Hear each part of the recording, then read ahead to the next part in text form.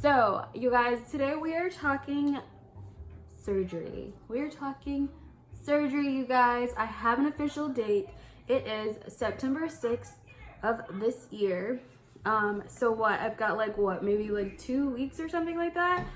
I don't really know, but I'm kind of getting geared up and kind of getting all my fun out beforehand because I'm gonna be on crutches and crutches are no fun. So I'm like hanging out with friends and things like that before September 6th and trying to make sure I get all of that time in. I know I'm not gonna be not able to see anybody or anything like that, but it's just gonna be a little bit crazy and a little bit difficult. But I wanted to come on here and let you guys know I have an official date. So the date is September 6th. I will more than likely go in at 8 o'clock. That's the time frame that I have. That is subject to change, I guess, because of the disclaimer on it was your time frames and things like that may vary because of the fact that of equipment and things like that, and doctors having other surgeries. So I have to make sure I contact them a week before just to double check. At least that's what the lady said. So I was like, okay, that's fine with me. I call about everything under the sun anyways, so I'm okay with that. And then also, if you guys can hear cartoons in the back, I'm sorry. Layla's watching and also nursing because she decided that she wasn't going to eat strawberries and cream. Yeah, my kid is sassy. Wonder where she gets that from. So she's getting breast milk this morning, so I'm currently nursing, but don't worry, you won't be seeing anything or anything like that. But anywho, so yeah, I will end up going in that morning, or maybe afternoon. It could change to the afternoon.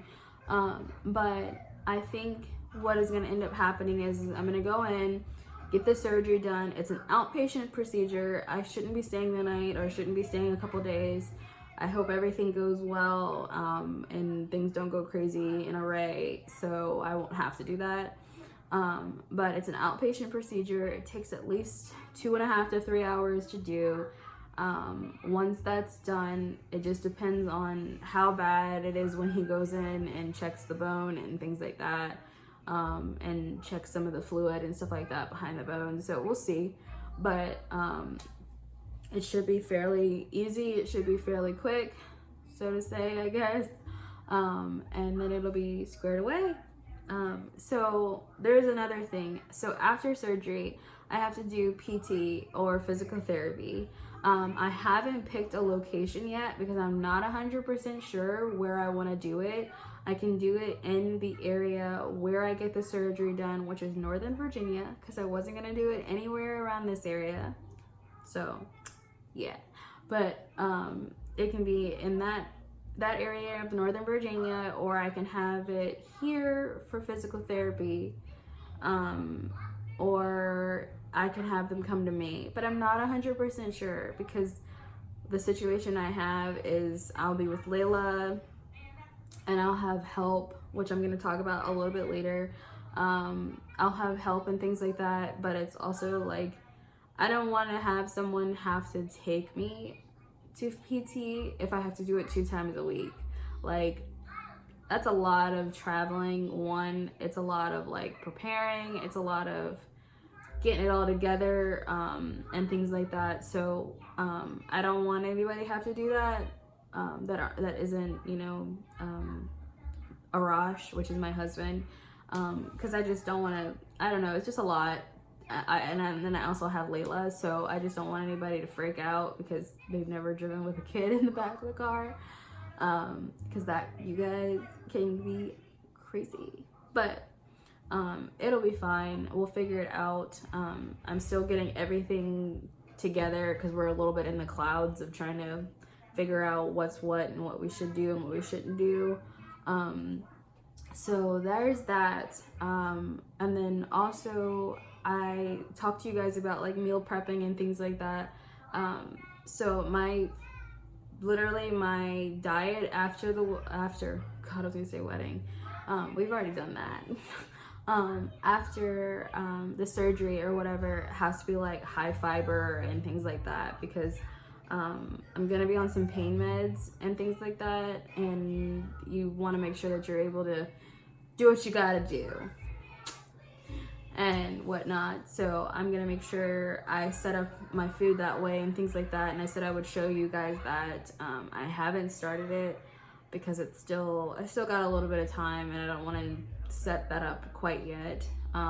We did a huge Costco run, so I'll be getting that all squared away and putting things away and making things all squared away, because I prefer to be prepared before all of this starts happening. Also, the help that I'll be getting afterwards is from my mom, my stepmom, a couple of my friends, Lisa and Sarah, which is a maybe because I'm not 100% sure yet. And I've been so thankful that everyone is able to help out and things like that. And my mother-in-law, my mom, you know, Lisa, Arash, of course, and a couple other people. I'm very, very thankful because it's a huge thing. It's not, and I'm not used to having people help me out. Like, even after I had Layla, my mother-in-law came and stayed with me, and it was awesome. She helped me out. She helped me with latching Layla, and it was pretty cool, and I'm very thankful for the help. But I just want to make sure that everything is geared up and set up for all of it. Another thing that I have is, so when I spoke with my doctor, he discussed the anti-inflammatory that I'd be taking after the surgery. Well, sorry you guys. So he discussed the fact that I'll be taking that medicine, and that it basically will affect my breastfeeding journey. So I'm not able to take the medicine and breastfeed. So we had came up with this conclusion that I ultimately would not take the anti-inflammatory medicine, just because I don't want my journey with Layla to end. I don't want to have to not breastfeed for 30 days and pump all of that milk for 30 days, which I had said to you guys, I think previously in the other video, I had pumped and I had so much milk and things like that that I actually may end up donating. Well, scratch that. I can't donate because I'm a cancer survivor, so that wipes me out for being a candidate for donating. So basically what we were talking about with the breastfeeding journey and things like that having to end, or basically possibly end or not end, I don't really know, with taking the anti-inflammatory. I chose not to take it. What can happen if I don't take that is, which he advised me that is super minuscule about this happening. Basically what can happen is you have the bone and it's growing back and it can grow back over again. So basically you'll end up doing the surgery like all over again. And honestly, he said it was so minuscule that that's happened that he doesn't see that it's going to happen. His wife has also had the same procedure, and she also was in the process of breastfeeding, and she chose not to do it. So I personally am just not gonna do it. If I have to do the surgery over again, I'm okay with that. I'd prefer to have the surgery done over as to opposed to the fact that I have to end this journey. I'm not gonna end this journey. And I'm not gonna do a thing where she has to do formula, because I'm just not gonna do that. Like, I've spent all of this time getting, you know, adapted, getting her adapted, and us going through a journey of breastfeeding, which AKA is 8 months. So I just don't want to stop that journey, and I'm not going to. So I'm not going to take the anti-inflammatory, and I'm going to be perfectly fine. So that's that.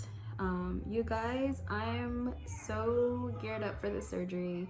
I think mentally I'm on the verge of just being okay with it. I've been dealing with it for so long that excited, which is like, I don't know, I guess someone who's like dealt with the pain and stuff like that for so long that they're just like totally done and over with it and ready for it to be completely and utterly done. I've dealt with it since I was 14 or about 15, 16.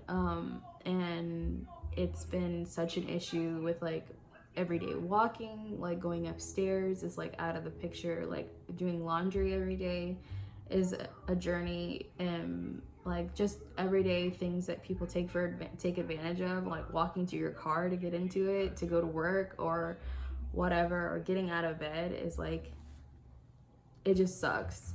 And I'm just kind of done, and I'm tired of it, and I need to get it done. And like I said before, it's been like 12 and some change years that it's needed to be done. I just was thrown into school and thrown into everything else like that, and having different types of surgeries that I just completely kind of ignored it a little bit. And I've had the pain for so long that I'm just kind of like, what's another 4 years, you know? So I'm diving in, getting it done, and getting this process over with. Will I do the other hip? Yes, I will, but it'll be in due time, because for me, I think I want to see what this other right hip does, how it works, how it goes, you know, what it's going to do for me, and see if everything goes as planned before I decide to jump into the other hip. I'd rather not have like 2 bummed out hips, or even more bummed out hips, if that's even a thing, because it's just, your legs are like everything. That's the way you get around. That's, you know, X, Y, and Z. Like, so I want to make sure everything is together. He did say the success rate he thinks is top notch, and he thinks that it's gonna be perfectly fine. So I'm putting full faith, honestly, in him and God, and like just really, really hoping that this works, because I've done things where I've like cried at night and like been in so much pain, and like taken Tylenol and taken, you know, higher dosage medicines, and done physical therapy to the point where it's like I'm really exhausted, honestly, with like the whole entire thing. I just want it to be done. I just want it to be over. And I want to be healthy, or even more healthier, because I just want to be able to keep up with Layla, and be able to run around in the yard without coming back inside and being like literally on the couch for 2 weeks because my hips are like done.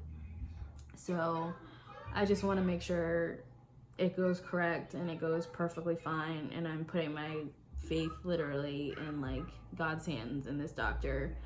So yeah, I'm just really ready for it to be done. And I'm getting a little kind of like emotional, because I just want to make sure that I'm here for Layla in every way possible.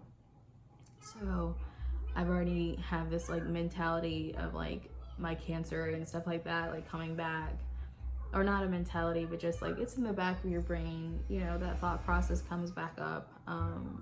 And you think about it when you have a child, because this is like something that's yours, you love it so much, and nothing in the world can ever take that away from you.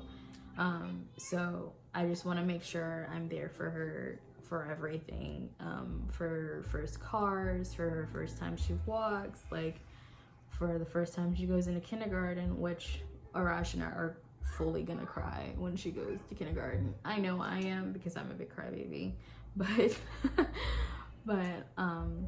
I think I just want to make sure I'm there for her and able to keep up, because that's very important to me.